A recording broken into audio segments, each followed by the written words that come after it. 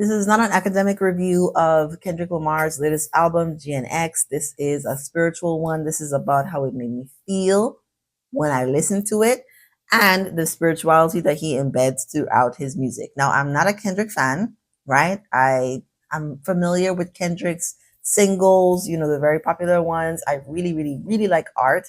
And so, of course, I know who Kendrick is and some of the music videos that he's put out and how iconic I think Good Kid, Mad City is.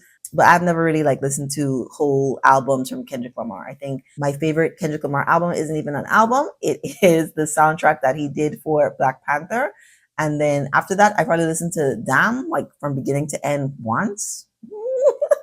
And have favorite songs from him. But I think 2024 belongs to Kendrick Lamar. And a lot, because I'm doing this video, right? I think I'm not the prime target audience for Kendrick Lamar. Even though I'm a smart Black woman, I don't think because I grew up in the Caribbean that Kendrick Lamar's music has never really felt mine. They're not like us. I'm kind of not in the us a little bit. I know I'm Black and I do have a lot of overlapping Black experiences, but primarily I'm Caribbean. You understand what I'm saying? But I do feel like GNX transcends sort of our cultural differences and highlights or makes me feel proud to be Black. Typically, when I am looking for, because I do think Black pride is very, very, very important. Like, you need to teach your kids to love being Black because the overall society is going to tell us to hate being Black. When you grew up in an island where 96% of the population is Black, you don't necessarily need all of that. You can still, okay. My point is, I typically go to Beyonce when I want to be validated as a Black woman, right? Beyonce has done works of art for me. She thought about me, not me specifically, but she thought about Black women when she was creating her art. And so I go to her. But I had a similar sense of pride, energy, love, fondness, not sadness, but what is it? It's like melancholy, in listening to this Kendrick Lamar album. And I've probably listened to it at least 5 times now. At least 5 times. It's only an hour. And it's been out for over a week now. So I've listened to it at least 5 times. So I think it's spectacular. I think it's extremely moving. I think he can't help but do double entendres. So that exists in this album, but it's not like a focal point. I think some of his other albums are heavy, hard to listen to because they speak so personally and directly to the Black American experience, particularly around poverty and trauma. But this album, I think, is a celebration of Blackness, a celebration of LA culture specifically, and growth. And so the growth and spiritual part, I'm thinking of doing another video where I go through all of his albums and look for the God inside of all of them. It's something similar I did with not Kendrick, something similar I did with Kanye West. I love Kanye West. Okay, I love Kanye West. And so, I was reflecting on how I got here with Kendrick, never really identifying with his work before, but this one feeling like it speaks to me in so many ways. So maybe we'll start with the end. My favorite song on the album is Gloria. And because he also has mariachi, a singer on the album, and because Mexican American culture is also a dominant feature in LA, Compton specifically culture, I am interpreting Gloria as glory, which is why I titled the video as such.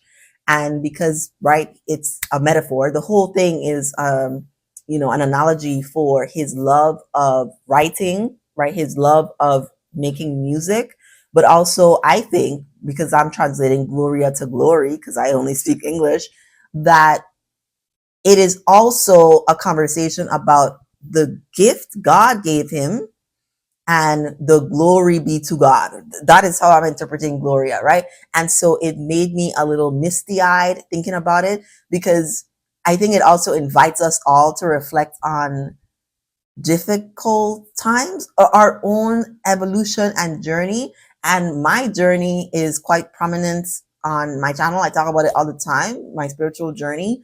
And I think Kendrick Lamar has used music to express his journey as a man, as a spiritual being.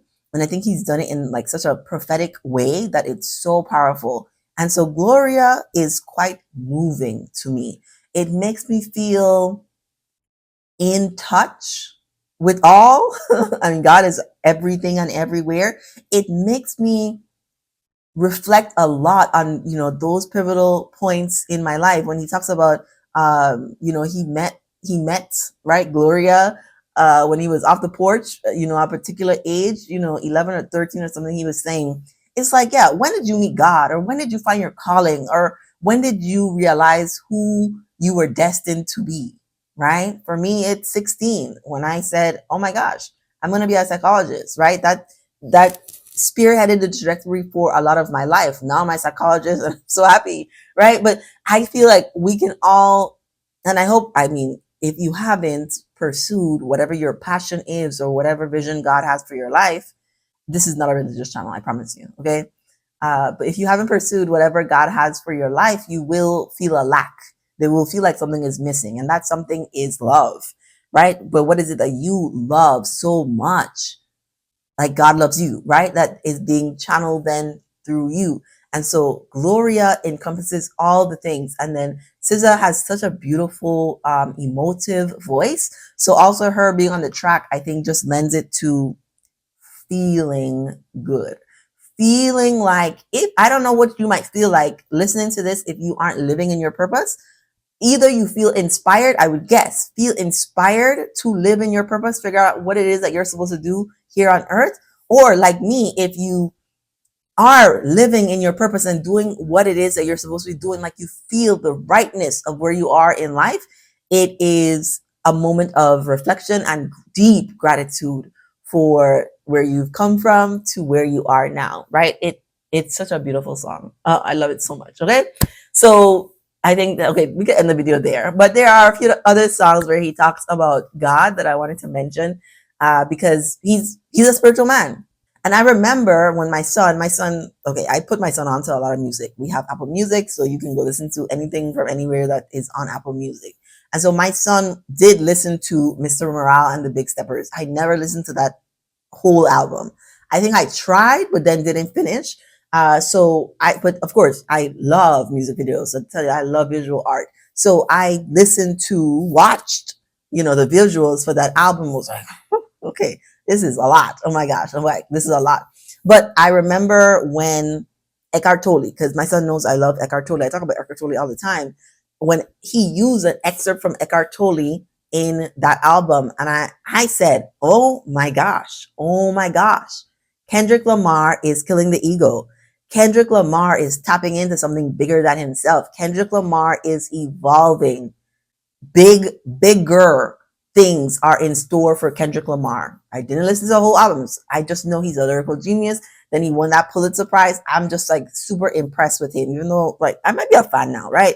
Let me listen to the rest of the albums and I'll let you know if I'm a fan. But I'm impressed with people who are masters at their craft. I don't care what it is that they're doing. You could be a swordsmith. If you are excellent at what you do, I'm super impressed, because it is hard to gain mastery at something. You have to work tirelessly, endlessly, continually, regularly to become a master at something. And Kendrick Lamar is a master at music. He's a master at composition. He's a master at words, at lyrics, lyrical genius, all the things. He is. Okay. So then let's go back to the beginning, right? I enjoyed Whacked Out Murals. Not like God status. And I think when he says, know you a God even when they say you ain't, he's using little g God, which I sometimes use on my channel. Like, we are a wave in the ocean. We're not the ocean, right? We're not big G God. God is everything and everywhere. It's like the universe expressing itself, viewing itself, perceiving itself. It's everything. We are small g God. We're the wave. We're a part of the ocean. You can't really take us out. I did an interview with someone who was explaining to me, we are nature. Sometimes we may feel like we go into nature I'm going into the forest or I'm going to the park to be with nature, but we are nature. Like we are also a part of this big cosmic story being told. And so I love when people say, you're a god, like view yourself as a god. I like to preface that, yes, you are little g God. You are not the God all knowing and all being and omnipresent, all the things, but you are little g God. You are tapped into the vastness of light and love that is accessible to all of us. It lives within you. And so it's super, super, super important for you to understand that you have power, that you are more than just your external, and that whatever purpose you have here on life, that is what you're supposed to be doing.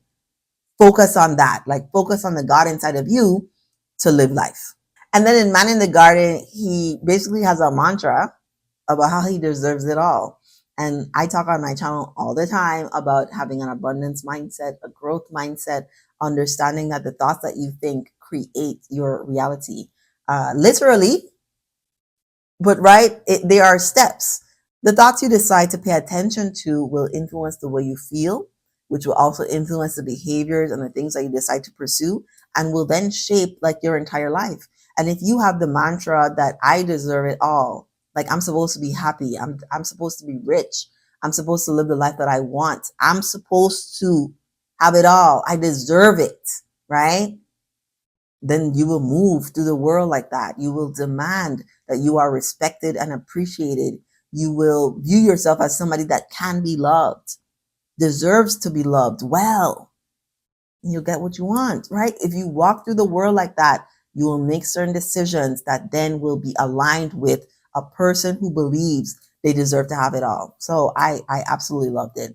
And then he did the whole song about Reincarnated. I wonder if it's true that he really did do a past life regression.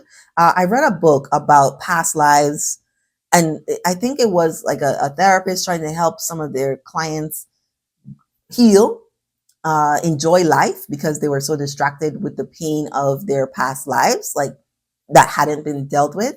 And so helping them deal with that. So when he goes through, he was musicians in past lives. I think I've heard him say this in an interview, explaining his gift. Like he must have had it. He must have been curating this gift over generations of lives to then become so great at it now. So he goes through, he was a man one time, he was a black woman another time, and then now he's Kendrick Lamar. I do believe in reincarnation. It's fun to think about. I don't necessarily pay attention to my past lives. I view myself also as an old soul, like Kendrick Lamar called himself an old soul, but I don't have any issues with my past lives, I guess. And so I feel like it's nothing for me to pay attention to or anything like that. But I love that he included a song like that on the album when he's gone through so much transformation, right? Between his last few albums, I think, whichever one won the Pulitzer, all those things where he's gone so deep into undoing, right, his traumas and learning how to love properly. So I'm hoping, right, that his relationship with Whitney is one that's mostly loving and not full of like the back and forth, tug and pull, arguments or violence like he was rapping about is my hope for him. But before I go, I did want to read some of the lyrics for Gloria because impressive. I gave you life. I breathe the MFing charisma in this beat. I bring the blessings. I gave you power. I bring the rainfall. All of those things were cues to me of Christian church, like Black church. Like all of that sounded like Black church to me, and I loved it. I think Kendrick Lamar did a phenomenal job on this album. I'm super impressed with his creativity and definitely his ability to hold a person like me who isn't necessarily his target audience. Kudos to him. I'm super excited to see what 2025 is going to look like for him. That he's doing the Super Bowl. I cannot wait to see his performance. I think it's going to be so powerfully moving, like theater or something. So I'm wishing him all the best. I love the album. If you haven't listened to it, I would strongly encourage you to listen, right? To do a dive deep, listen to it 3 times, and you probably are going to enjoy it very much. And if you've never listened to a Kendrick Lamar album, I somehow think maybe this is a good starting point. Like, it would be okay to listen to this because it's so playable, right? It's so easy on the ears that you could listen to this. And if you wanted to go back, like I'm going to go back to his earlier albums. Let me know what you think in the comments. If you enjoyed the album, give this video a like if you enjoyed it. Subscribe to my channel for more videos like this. I do have a playlist on my spiritual reviews on music and movies, and I'm adding TV shows. Yeah, but let me know what you think, and thank you for watching.